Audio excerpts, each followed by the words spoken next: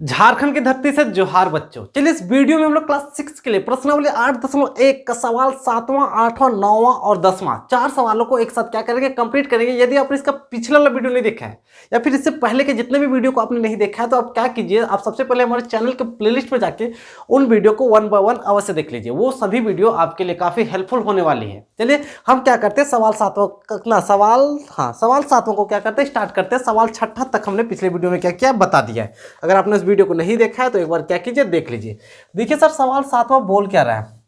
सवाल 7वां बोला है किसी परेड में क्रेडिट मार्च कर रहे हैं। किसी परेड में क्रेडिट क्या करे सर, मार्च कर रहे हैं। ये होता क्या है सर, एक परेड है उसमें परेड में जो परेड करता है, जो परेड करते हैं उसमें जो परेड है वो क्रेडिट मार्च कर रहे हैं। मतलब परेड करने वाले को क्रेडिट क्या कहा जाता है, जो होता है प्रोसेस वो उसको मार्च कहा जाता है। मतलब आपको पता ही होगा, आपने अपने स्कूलों में अवश्य देखा ही होगा। तो बोला है किसी परेड में क्रेडिट मार्च कर रहे हैं, मतलब कि एक परेड का प्रोग्राम है, वहां पे कुछ लोग क्या कर रहे हैं, मार्च कर रहे हैं।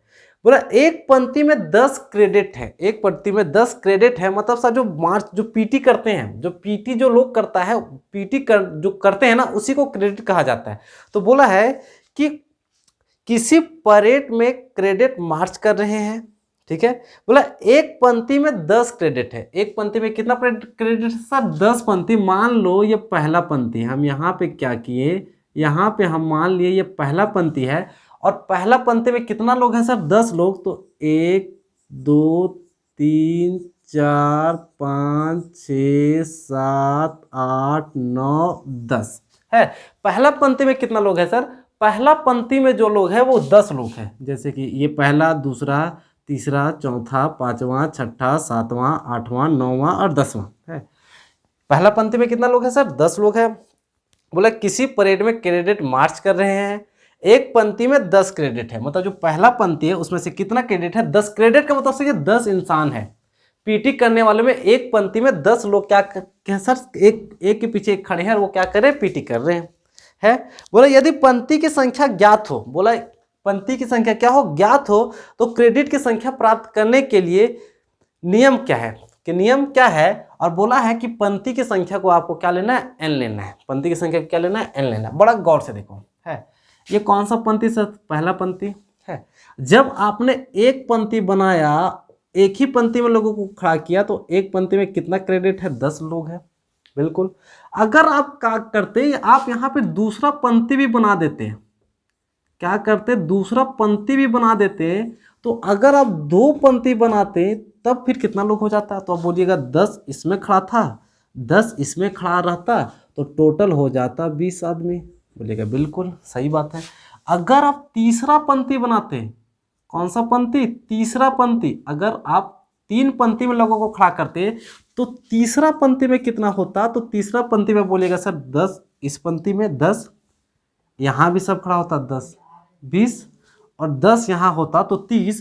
टोटल 3 पंक्ति आप करते तो कितना लोग होता, 30। अगर आप चौथा पंक्ति बनाते, आप कौन सा पंक्ति बनाते, आप चौथा पंक्ति बनाते, तो कैसे निकालते, तो सर 10 इसमें, 10 इसमें, तो 10 10 10 इसमें, 10 इसमें 20, 10 इसमें 30 और 10 इसमें 40। अगर आप चौथा पंक्ति बनाते तो आप कितना लोग होते, कितना क्रेडिट होते, 40 होते हैं। तो बोला है कि आपको एक समीकरण बताना है जब पंक्ति n होगा। तो गौर से देखिए सर, एक में 10 था, दूसरा में 20 कहाँ है पता है, एक में 10 था, आपने 2 पंक्ति बनाया तो 10 को 2 से गुना कर दिए तो क्या आया 20। 30 कहाँ है पता है सर, एक पंक्ति में 10 आदमी था, 3 पंक्ति बनाए, 10 को 3 से गुना कर दिए तो क्या 30। 4 पंक्ति में 40 आदमी कैसे होगा पता है सर, एक पंक्ति में 10 आदमी था, आपने 4 पंक्ति बनाया, 4 से गुना कर दिया तब कितना 40। तो इसी तरीके से बोला एनवां पंक्ति में कितना आदमी होगा, तो सर एक पंक्ति में 10 आदमी था, एन पता नहीं है कि आप कितना पंक्ति बनाए हैं, आप कौन सा पंक्ति बना रहे हैं, एन। तो जब एक पंक्ति में 10 आदमी है, एन पंक्ति बनाए तो एन के साथ गुना कर देंगे तो एन पंक्ति में कितना लोग हो जाएगा, कितना लोग होगा, 10n है। मेरे कहने का मतलब है कि एक पंक्ति में जितना लोग है और उसके बाद इसके सिवा आप जितना पंक्ति बनाइएगा उतना ही गुना होगा। जैसे कि मान लीजिए पहला, दूसरा, तीसरा, आप अगर यहाँ पे 10 पंक्ति बना लेते हैं, कितना पंक्ति बनाते, 10 पंक्ति, तो सर एक पंक्ति में 10 आदमी, 10 पंक्ति बनाते तो 10 दही के कितना कितना लोग होता, 100 लोग है। सिंपल सा। आपने n पंक्ति बनाया, एक पंक्ति में 10 व्यक्ति परेड कर रहे हैं, n पंक्ति बनाना है तो 10 को n से गुना कर दीजिएगा तो कितना n, 10n। और आपको सिंपल सा ये क्या था, आंसर था। लेकिन आप इस तरीके से बनाइएगा थोड़ी ना है, आपको इस तरीके से बनाना नहीं है। आपको जो बनाना, ये तो समझाने के लिए बताया गया था, जो बनाना है वो इस तरीके से बनाना है। देखो आप इसमें लिखिएगा, एक पंक्ति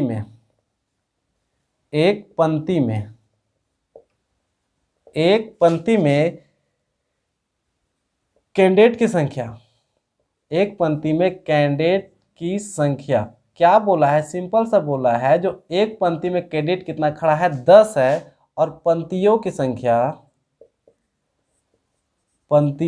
संख्या कितना पंक्ति बनाया जा रहा है, पंक्तियों की संख्या n बना रहा है। तो आपको सिंपल सा पूछा है क्रेडिट की कुल संख्या, क्रेडिट की क्या बताना है, कुल संख्या। बड़ा सिंपल है सर। बोला है कि एक पंक्ति में 10 व्यक्ति को खड़ा किया गया और n पंक्ति बनाया तो कुल कितना आदमी होगा, तो 10 को n से गुना कर दीजिए और सिंपल सा 10n होगा, 10n होगा। और यही सिंपल सा क्या होगा सर, आंसर। आप इस चीज़ का उपयोग भविष्य में कर सकते हैं। जैसे कि मान लीजिए एक पंक्ति में 5 आदमी को खड़ा किए, एक पंक्ति में कितना आदमी को खड़ा किया, 5 आदमी को।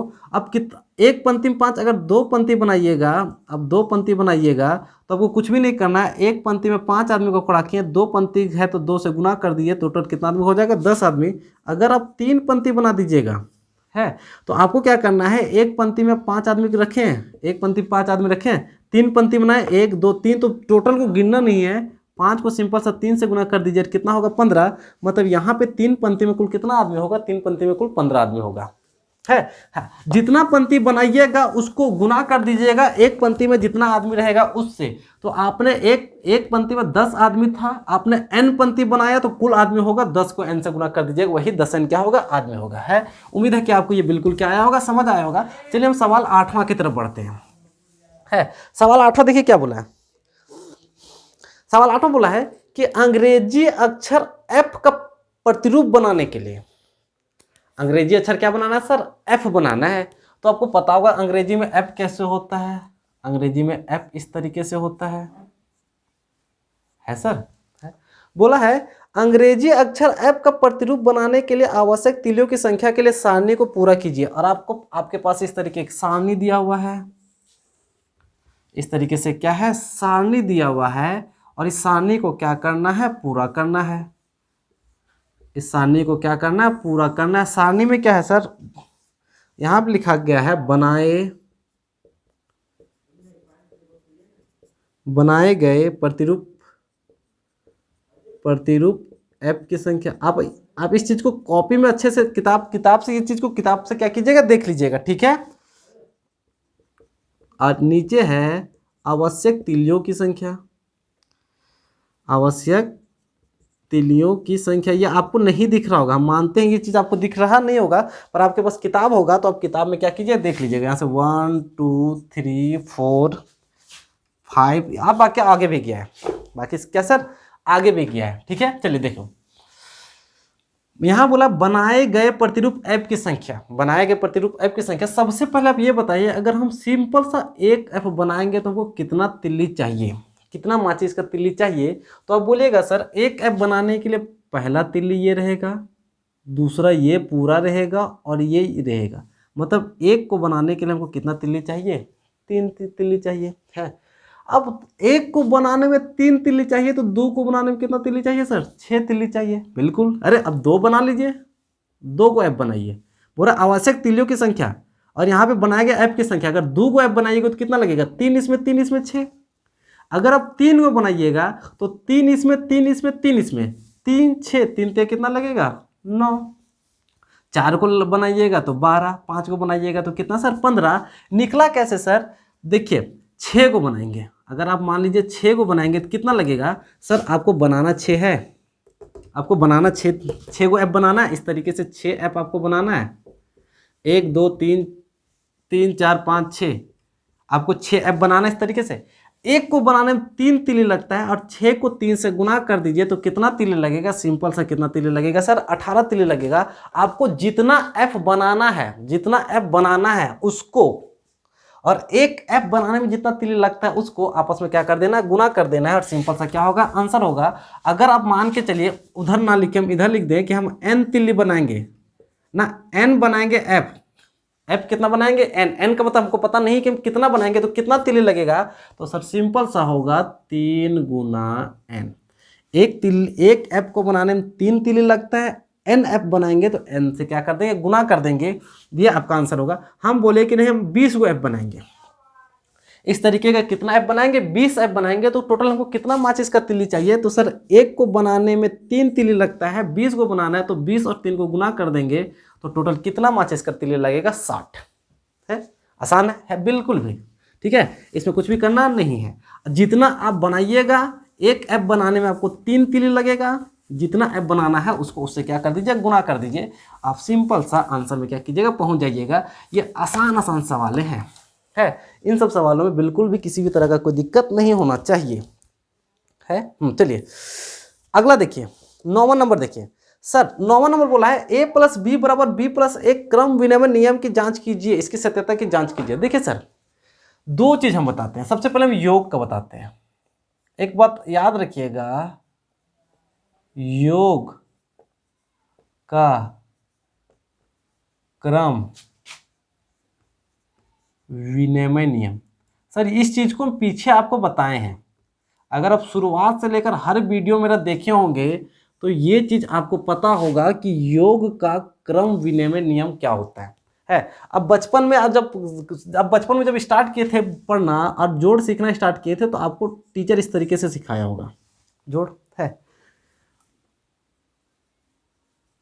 देखिए सर यहाँ क्या है सर, 3 में 2 जोड़िए तब भी 5 आएगा, 5 में ना 2 में 3 जोड़िए तब भी क्या आएगा सर? 5 आएगा। है इसका मतलब क्या है सर? आपको 5 प्लस 6 जोड़ने से उतना ही आएगा जितना क्या आएगा? 6 प्लस 5 जोड़ने से आएगा। सर दो चीजें होती है, आप जोड़ और गुना जैसे पर तैसे कर सकते हैं। जैसे पर तैसे का मतलब आगे पीछे उसके सीक्वेंस को क्या कर सकते हैं सर? बदल के जोड़ और गुना कर सकते हैं। 3 में 2 जोड़ेंगे तब भी 5 आएगा, या फिर 3 में 2 जोड़िए या फिर 2 में 3 जोड़िए, बात क्या बराबर है। अब 5 में 6 जोड़िए, है नहीं तो 6 को आगे करके 5 को पीछे करके जोड़िए, बात क्या सर? बराबर है।